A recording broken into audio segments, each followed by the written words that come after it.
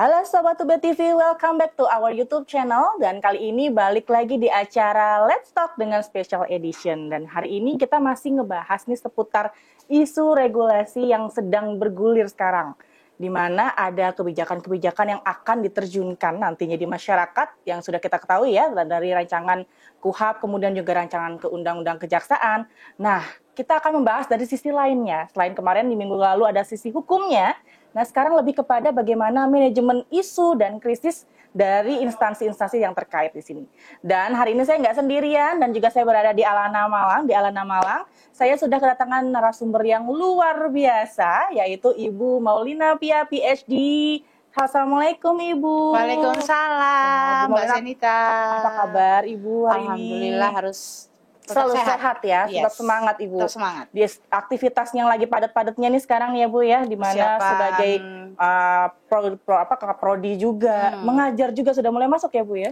Insya Allah minggu depan kalau untuk yang prodi S2. Yang S2, luar biasa Ibu. Nah, kenapa nih saya mengundang Bu Pia? Karena gimana yang sudah saya sampaikan, dimana kalau ada sesuatu isu apalagi bernyangkut kebijakan publik Bu, pasti ada berpengaruh terhadap masyarakat, terhadap instansi dan juga regulasi di negara kita.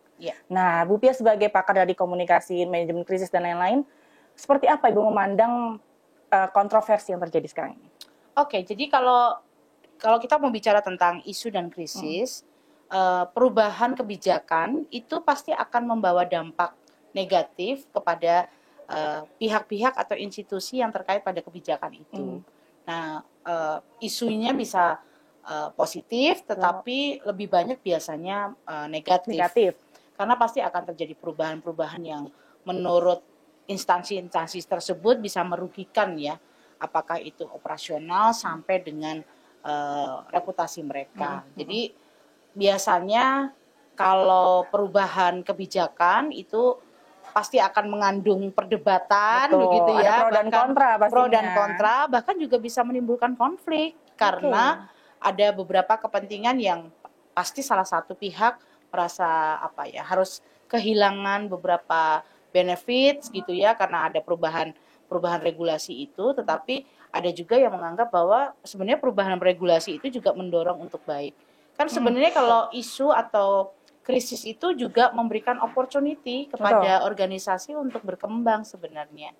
Jadi kita harus juga melihat bagaimana dampak dari sebuah perubahan kebijakan itu. Ya tadi seperti Ibu sampaikan bahwa kalau ada perubahan berarti kan ada sesuatu yang harus disesuaikan. Karena mungkin dari regulasi yang sudah ada perlu penyesuaian lagi nih sekarang. Nah sekarang dari instansi tadi yang seperti Ibu bilang pasti ada yang akhirnya berpengaruh terhadap citra dari instansi tersebut. Nah menurut Bu Pia dari framingnya Bu Pia terhadap instansi tersebut, manajemen citranya yang harus mereka lakukan sekarang seperti apa sih menanggapi isu negatifnya? Oke ya, kita sekarang bahas dulu karena ini ada beberapa instansi yang istilahnya terlibat di situ, apakah itu Polri, kemudian Kejaksaan maupun dari penyusun legislatif itu sendiri ya di DPR RI. Saya mulai dari Polri. Sebenarnya kalau saya melihat usulan ini kan ingin mencoba membatasi kewenangan Polri sebagai penyidik maupun dalam hal penyelidikan ya. Walaupun sebenarnya kalau kita mau lihat secara fair, sebenarnya sudah banyak istilahnya hal-hal yang untuk mengurangi kewenangan itu. Misalnya contoh nih Mbak Zenita yang paling gampang dalam hal masalah keuangan itu kasus-kasus keuangan kan sudah ditackle oleh OJK, begitu ya. Terus kemudian kasus tindak pidana korupsi itu kan sudah dipegang KPK, begitu ya. Nah ini kalau tindak pidana umum memang itu kan marwahnya Polri kan dalam hal ranah hukum misalnya tindak pidana hukum yang umum begitu ya. Nah kalau ini diambil lagi kan berarti kewenangan Polri kan juga semakin terbatasi ya. Namun demikian kalau saya melihat ini muncul kan tidak didorong oleh tidak didriven oleh tekanan publik ya, tetapi didriven oleh representatif rakyat yang ada di DPR RI yang mungkin juga melihat bahwa ketika melakukan penyidikan dan proses penyelidikan kewenangan Polri ini sering disalahgunakan gitu ya. Misalnya kalau saya lihat di berbagai media para wakil rakyat yang ada di DPR RI mengklaim bahwa Polri itu seringkali salah nangkap orang, begitu ya. Terus kemudian ada praktek-praktek korupsi di dalamnya, prosesnya dan sebagainya. Itu yang menurut saya kemudian banyaklah aduan-aduan itu dan kemudian dicoba untuk diperhatikan dan menjawab tantangan itu dan kemudian kewenangannya dikembalikan ke kejaksaan gitu ya. Ya mungkin buat di kejaksaan sih sebenarnya itu akan menjadi citra yang positif ya, karena wah berarti kejaksaan kita dipercaya begitu ya. Berarti kan kejaksaan selama ini sudah menjalankan fungsinya dengan baik. Di satu sisi Polri kan akan menjadi semakin, kalau saya bilang semakin buruk ya citranya, karena saya tuh juga sedang melakukan penelitian Mbak Zenita.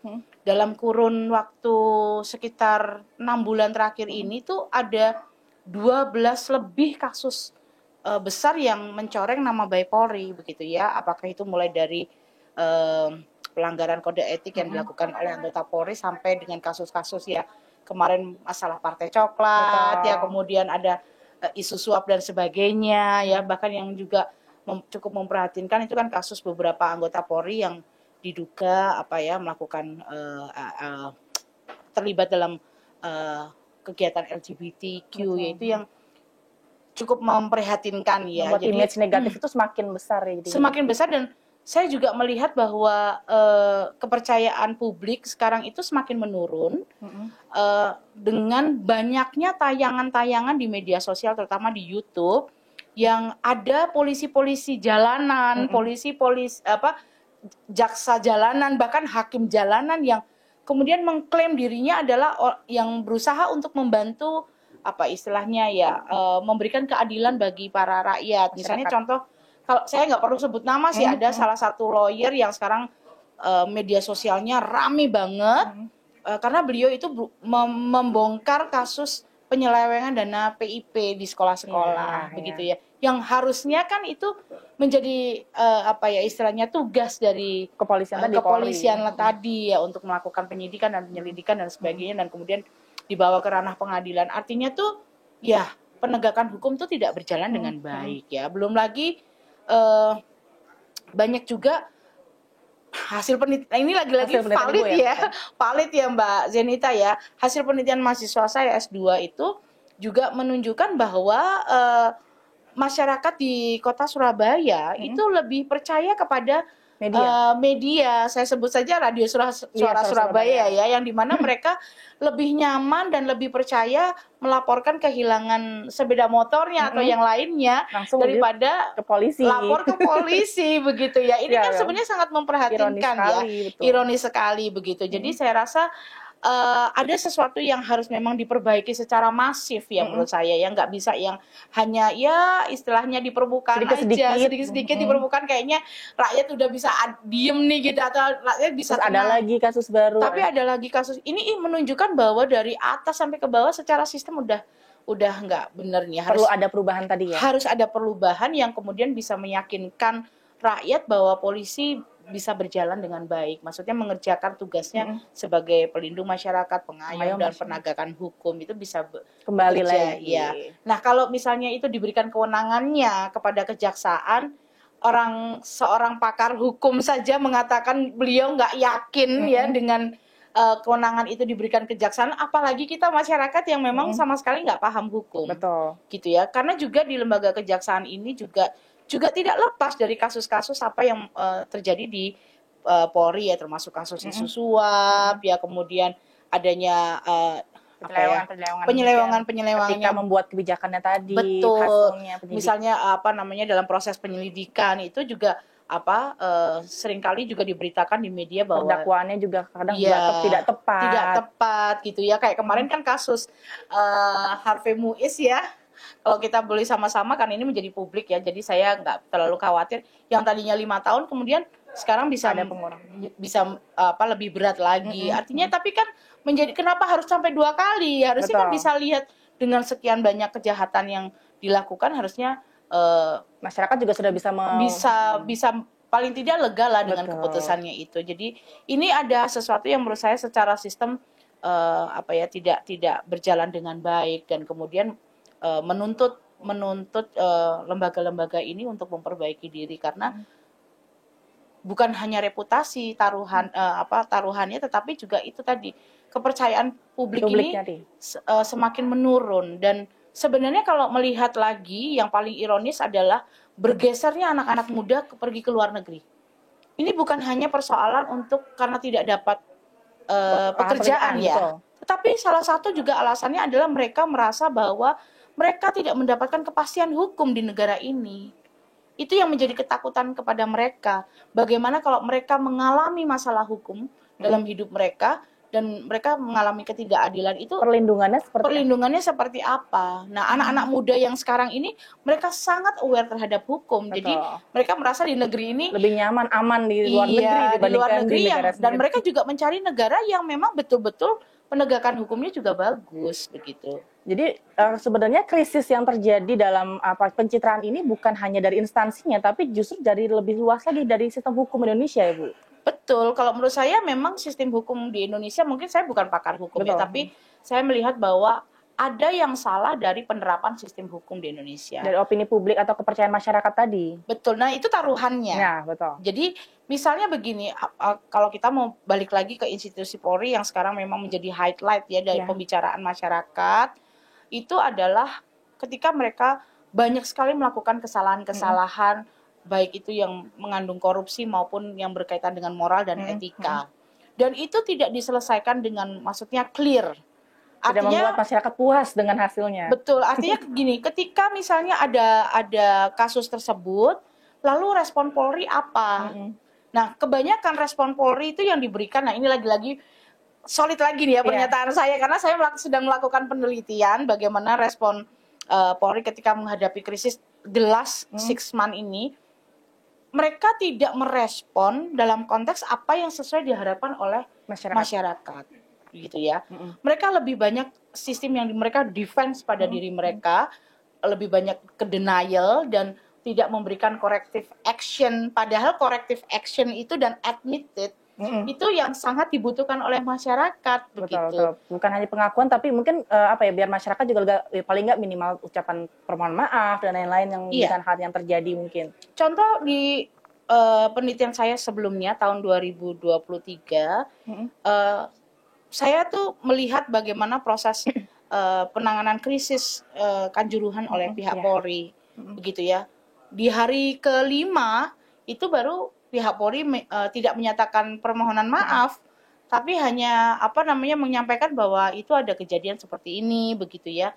Dan kemudian apa yang mereka lakukan. Hari pertama sampai ke hari ke-4 itu mereka hanya menceritakan bagaimana proses penyelidikan itu.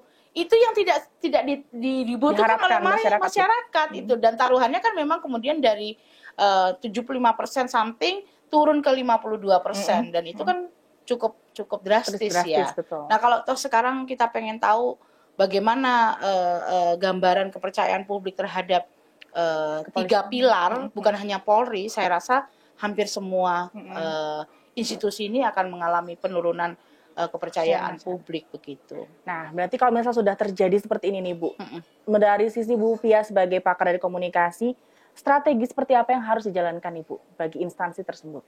Saya punya model tuh ya. Jadi kalau kita ada menghadapi sesuatu yang katakanlah ada krisis yang sedang kita hadapi, ada kasus yang sedang kita hadapi. Pertama, admit it. Yang kedua, apologize. Kemudian yang ketiga, kita melakukan corrective action. Action ya Bu ya? Harus tidak ada hanya corrective aja, tapi benar-benar harus actionnya ada. Betul. Kayak misalnya contohnya ada katakanlah seorang perwira begitu yang terlibat atau memeras sampai dengan 20 M. Apa solusinya? Ya kalau kita baca di media massa kan memang sudah dicopot dan sebagainya. Tapi apakah hanya sampai di situ? Kenapa tidak juga dibawa ke ranah hukum. Begitu ya. Artinya Polri harus betul-betul bisa menunjukkan penegakan hukum juga yang sama apabila misalnya anggotanya atau institusinya sedang melakukan kesalahan begitu. Jadi itu dari sisi polisi nih Bu. Kalau misalnya dari sisi pihak-pihak dari DPRD, DPR ataupun mungkin dari kejaksaannya, dari menangani isu ini supaya tidak semakin panas istilahnya Ibu ya. Biar ya semuanya punya win-win solution lah Bu, antara kepolisian, jaksa maupun dari DPR itu seperti apa? Sebenarnya yang paling bermain penting itu adalah media sebenarnya, Mbak Zenita ya. Makanya kita usahanya kan di sini ya Bu ya. Iya, makanya kan media itu bagaimana memframing Betul. kejadian ini ya sebenarnya. Kalau 3 institusi ini kan yang harus mereka lakukan itu kan perbaikan di internal ya. Tapi kalau lembaga DPR RI itu kan sebenarnya mereka berangkat dari keluhan-keluhan masyarakat, Dengar ya. opini publik berarti Mendengarkan ya. opini publik yang juga disampaikan kepada mereka dan kemudian mereka mengusulkan untuk mengganti. Walaupun sebenarnya wacana untuk mengembalikan Polri ke di bawah TNI ataukah ke Menteri Dalam Negeri ini kan masih sering berhembus. Artinya ya ini harus menjadi catatan khusus dari Polri dan harus segera memperbaiki diri. Berarti kan dari sisi internalnya nih Bu. Ya. Terus kalau ke hadapan publik, mereka harus seperti apa sih? Ya harus melakukan tugasnya sesuai dengan harapan publik. Gitu ya Kak. Contohnya misalnya nggak usah jauh-jauh, kita aja di Malang nih kalau boleh. Mungkin saya harus bisa mendapatkan data yang exactly ya. Tapi saya sebagai warga Malang itu merasa bahwa tingkat kejahatan di Kota Malang ini semakin meningkat loh Mbak. Saya nggak feel secure. Misalnya contoh apa? Orang parkir di sepeda motor di sebuah supermarket tiba-tiba hilang. Ini pencurian sepeda motor beraksi lagi. Kadang-kadang mungkin rakyat juga merindukan kapan ya sweeping lagi kayak zaman dulu betul. ya. Yang tiba-tiba ada yang polisi berjaga gitu ya Bu ya. Bukan berjaga sih, sebenarnya melakukan operasi kan. Betul. Untuk di jalan kelihatan mengetahui ini sepeda motor ada STNK-nya enggak. Karena di Malang nih juga sudah marak loh. Jarang ya. Sudah semakin jarang itu, dan kemudian banyak pelanggaran lalu lintas yang dilakukan oleh masyarakat, misalnya sepeda motornya nggak ada plat nomor. Kita nggak tahu apakah sepeda motor itu ada STNK-nya atau tidak, barang curian atau tidak, dan ya mungkin itu yang harus diharapkan sekarang.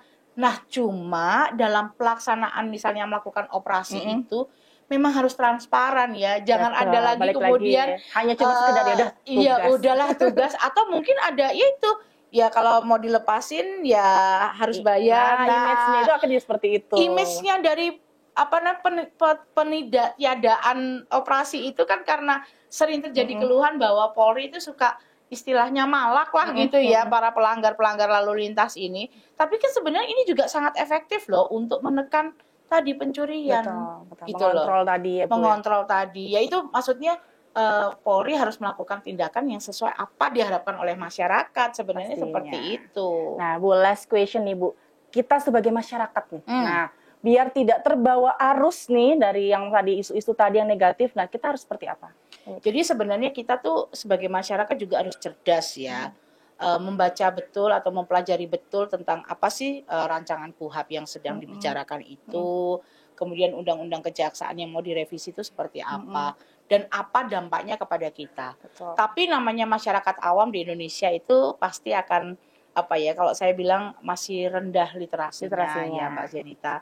Yang jelas masyarakat sekarang itu memang agak sulit kalau dibilang masih harus tetap percaya bahwa 3 pilar instansi tadi, instansi atau hukum tadi, pengadilan, kejaksaan dan Polri ini masih bisa berjalan dengan baik begitu ya.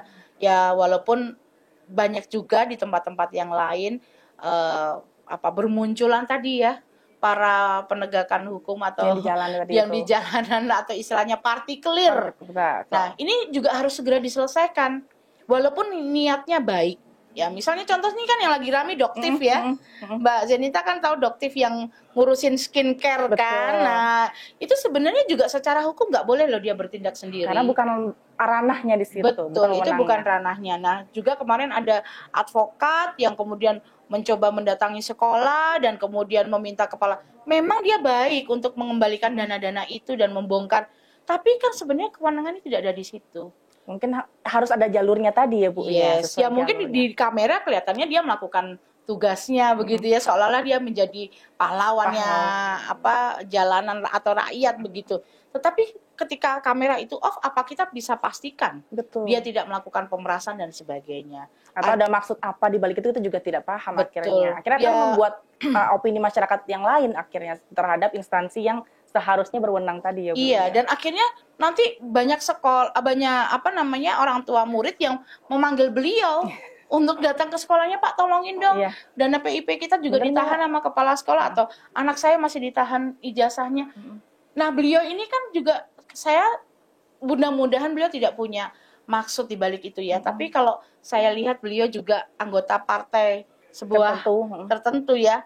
Nggak mungkin tuh kalau nggak ada interest politiknya. Iya, saya rasa itu sih Mbak. Kita sebagai rakyat juga harus tahu dan paling tidak kita juga sebagai rakyat untuk berusaha istilahnya melakukan tindakan tanpa pelanggaran hukum deh.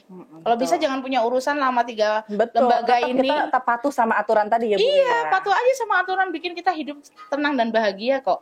Kalau misalnya kita mengalami sesuatu pada diri kita, ya sudah kita lakukan jalur senormal mungkin begitu ya. Kalau misalnya merasa dirinya diperas atau dimintai sesuatu oleh padahal kita nih korban, ya sudah di-share-kan saja di sosial media. Biarkanlah netizen nanti yang akan menghukumnya. Betul sekali. Jadi memang harus masyarakat juga harus pintar dan bukan saatnya kita hanya sebagai silent reader ya Bu ya. Jangan hanya ya biar kita sama-sama maju seperti itu. Terima kasih banyak Bu Pia. Sama-sama. Banget kapan-kapan kita ngobrol-ngobrol lagi. Dan sebalik lagi buat teman-teman yang mungkin mau komen atau memberikan opini, monggo silakan bisa komen di kolom komentar kita dan kita ketemu lagi di next episode dan sampai jumpa. Terima kasih Bu Pia dan juga nih kita ada orang Minsi buat Bu Pia, mungkin biar bisa segar nih Bu. Terima kasih. Sehat selalu. Thank you orang Minsi. Terima kasih. Terima kasih juga untuk The Alana Hotel dan sampai jumpa di episode berikutnya. Wassalamualaikum warahmatullahi wabarakatuh.